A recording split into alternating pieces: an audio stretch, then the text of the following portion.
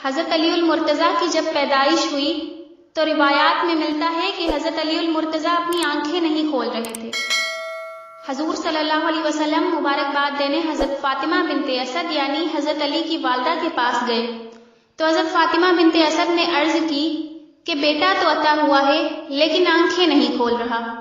تو حضور صلی اللہ علیہ وسلم نے اپنا لعاب دہن حضرت علی المرتضیٰ کے منہ میں ڈالا اور آپ نے اپنی آنکھیں کھولی۔ گویا حضرت علی نے جو پہلا منظر دیکھا وہ حضور کا رخ انور تھا۔ حضرت علی وہ واحد خوش نصیب انسان ہیں جو خانہ کعبہ میں پیدا ہوئے، جن کی پہلی غذا حضور کا لعاب دہن تھا اور جن کی آنکھوں نے جو پہلا منظر دیکھا وہ حضور کا رخ انور تھا۔ آپ کا بچپن مبارک حضور کی صحبت میں، حضور کی گود میں اور حضور کے ساتھ گزرا۔ جب حضور نے اعلان نبوت کیا اور اللہ کی وحدانیت کا درس دیا تو علی المرتضیٰ نوجوانوں میں پہلے نوجوان تھے جنہوں نے دین اسلام کی دعوت کو قبول کیا۔ حضرت علی فرماتے ہیں کہ حضور نے فرمایا، اے علی، تیری مثال حضرت عیسیٰ علیہ السلام کی مثال کی جیسی ہے۔ حضرت عیسیٰ علیہ السلام کے ساتھ دو لوگوں کا معاملہ ہوا، ایک وہ جنہوں نے اس قدر آپ سے محبت کی کہ اللہ کا بیٹا ہی قرار دے دیا یعنی عیسائی، اور ایک وہ کہ جنہوں نے آپ سے اتنا بغض رکھا کہ آپ کے قتل کرنے پر آمادہ ہو گئے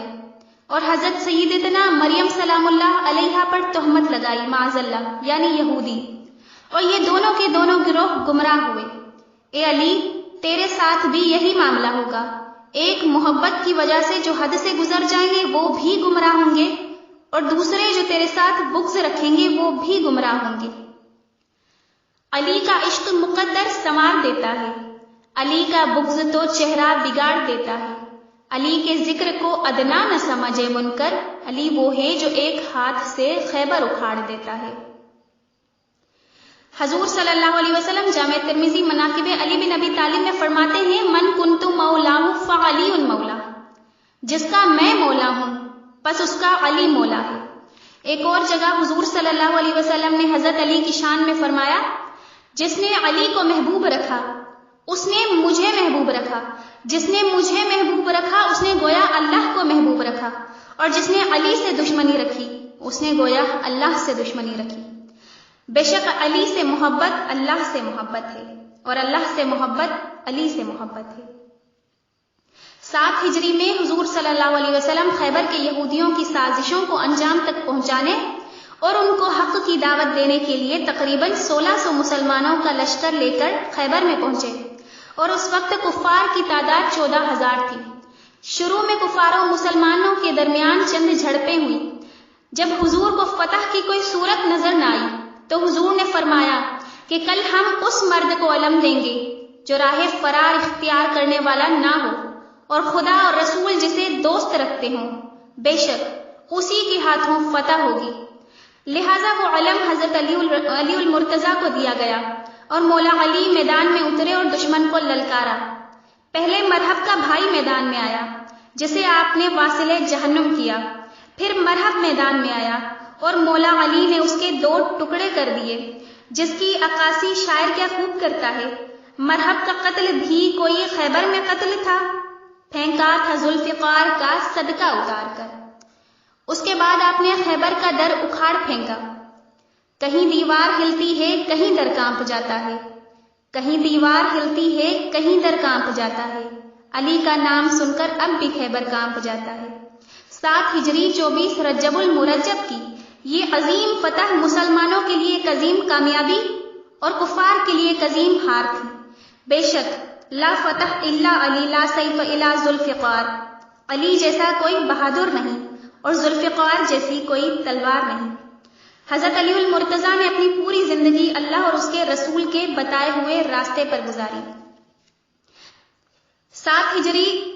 ہجری 19 رمضان المبارک کو جب آپ فجر کی نماز ادا کر رہے تھے تو ملعون عبد الرحمن ابن ملجم نے آپ پر خنجر سے وار کیا، جس کی وجہ سے آپ شدید زخمی ہو گئے،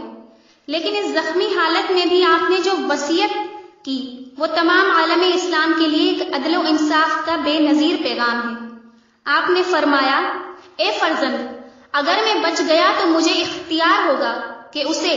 یعنی عبد الرحمن ابن ملجم کو سزا دوں یا معاف کر دوں، اور اگر اس ضربت کے نتیجے میں چل بسا تو تم اسے قصاص میں قتل کر دینا، اس کی ایک ضرب کے بدلے میں ایک ہی ضرب لگانا، اور قتل کے بعد اس کے ہاتھ پیر مت کاٹنا، کیونکہ میں نے رسول اکرم صلی اللہ علیہ وسلم سے سنا ہے کہ خبردار کسی کو مسلح یعنی ہاتھ پیر کاٹنا مت کرنا، اگرچہ کاٹنے والا کتا ہی کیوں نہ ہو، اور اس کے ایام اسیری یعنی جب وہ قید میں ہو تو جو کچھ تم کھانا اسے بھی وہی کھلانا، اور جو کچھ تم پینا اسے بھی وہی پینے کے لیے دینا۔ 3 دن کی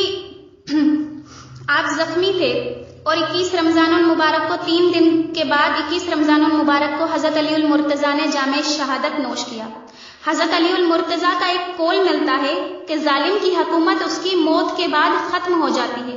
مگر شہید کی حکومت اس کی شہادت کے بعد شروع ہوتی ہے۔ بے شک عبد الرحمن ابن ملجم جس نے آپ کو زخمی کیا تھا وہ قیامت تک ملعون ہے، قیامت تک اس پر لعنت ہوتی رہے گی، اور حضرت علی المرتضیٰ نے شہادت کا جام نوش کیا اور وہ ہمیشہ زندہ رہیں گے اور ان کی حکومت بھی تا قیامت قائم رہے گی۔